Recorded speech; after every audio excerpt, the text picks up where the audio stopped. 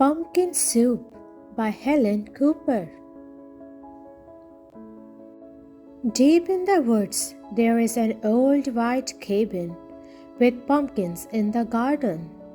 There's a good smell of soup, and at night, with luck, you might see a bagpiping cat through the window, and a squirrel with a banjo, and a small singing duck.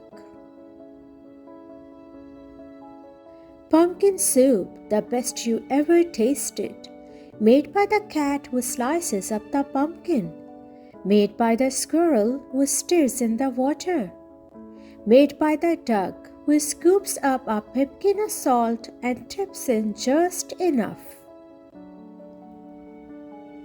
They slurp their soup and play their song, then pop off to bed in a quilt stitched together by the cat, embroidered by the squirrel, and filled with fine feathers from the duck. And it's peaceful in the old white cabin. Everyone has his own job to do. Everyone is happy, or so it seems. But one morning the duck woke up early. He tiptoed into the kitchen and smiled at the squirrel's special spoon. "Wouldn't it be fine," he murmured, "if I could be the head cook?" He drew up a stool, hopped on top, and reached until his beak just touched the tip of the spoon. Kerplunk! Down it clattered. Then the duck trotted back to the bedroom, held up the spoon and said, "Today it's my turn to stir the soup." "That's mine," squeaked the squirrel. "Stirring is my job. Give that back." "You are much too small," snapped the cat. "We will cook the way we always have." But the duck held on tight until the squirrel tugged with all his might, and whoops! The spoon spun through the air and bopped the cat on the head. Then there was a trouble, a horrible squabble, a row, a racket, a rumpus in the old white cabin.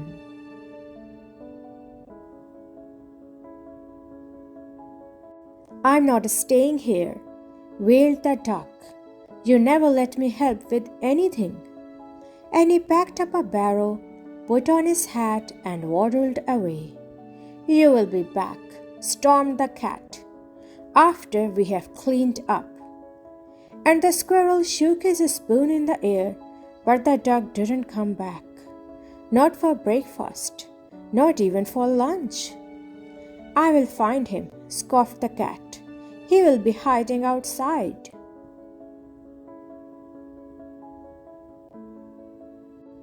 "I bet he's in the pumpkin patch." But the duck was not in the pumpkin patch. They could not find him anywhere. So they waited all that long afternoon. The cat watched the door. The squirrel paced the floor. "That duck will be sorry when he comes home," they muttered. But the duck didn't come home, not even at soup time. The soup wasn't tasty. They had made it too salty. They didn't feel hungry anyway. They both sobbed over supper, and their tears dripped into the soup and made it even saltier. "We should have let him stir the soup," sniffed the squirrel.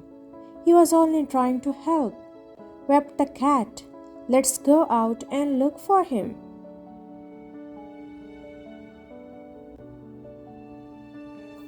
The cat and the squirrel were scared as they wandered down the path in the dark, dark woods. They feared for the duck all alone with the trees, and the foxes, and the wolves, and the witches, and the bears, but they could not find him. On and on they trotted, They reached the edge of a steep cliff. Maybe he fell down that, wailed the cat. I will save him, squeaked the squirrel, and he scrambled down on a long, shaky rope. He searched all around on the ground, but he couldn't find the duck.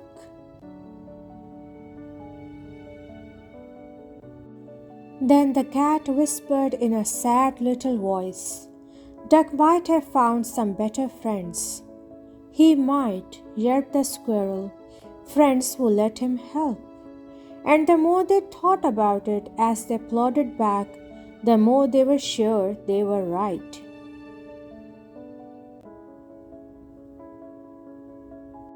But when they were almost home, they saw light shining from the old white cabin. It's Duck! They shrieked as they burst through the door. And Duck was so pleased to see them. He was also very hungry, and though it was late, they thought they would all make some pumpkin soup. When the duck stirred, the cat and the squirrel didn't say a word. Not even when the duck stirred the soup so fast that it slopped right out of the pot. Not even when the pot got burned. Then the duck showed the squirrel how to measure out the salt, and the soup was still the best you ever tasted. So once again it was peaceful in the old white cabin, until the duck said, I think I will play the bagpipes now.